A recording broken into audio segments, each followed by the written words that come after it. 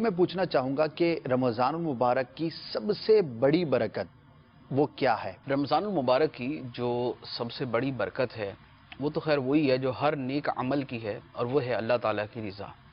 اللہ تعالیٰ کی رضا حاصل ہو گئی تو رمضان کی سب سے بڑی برکت جو ہے وہ حاصل ہو گئی۔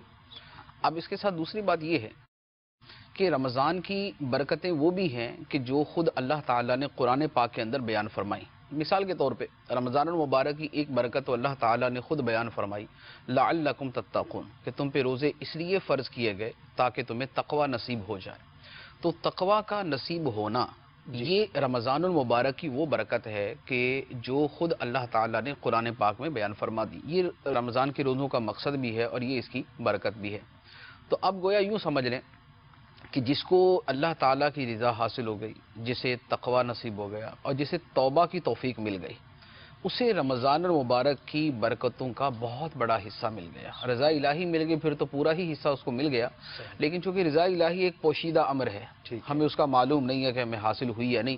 ہمارا حسن ظن ہوتا ہے عبادت کر کے کہ اللہ تعالیٰ ہم سے راضی ہوگا، لیکن جو بقیہ دو چیزیں ہیں یعنی تقوی کا حصول اور توبہ کی توفیق۔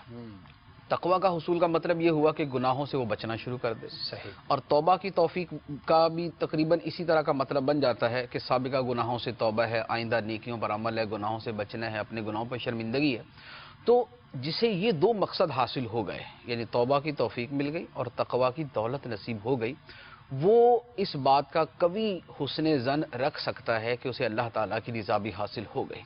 تو گویا اللہ تعالیٰ کی رضا ایک ہڈن چیز ہے، پوشیدہ چیز ہے، لیکن یہ جو دو چیزیں یہ آبویس ہیں کہ نظر آتی ہیں، تو یہ جسے دو ظاہری چیزیں نصیب ہو گئیں اسے گویا اللہ تعالیٰ کی رضا بھی حاصل ہو گئی۔ تو مین برکت جو ہے وہ تو یہی ہے، تقوی حاصل ہو جائے، گناہوں سے توبہ کی توفیق نصیب ہو جائے۔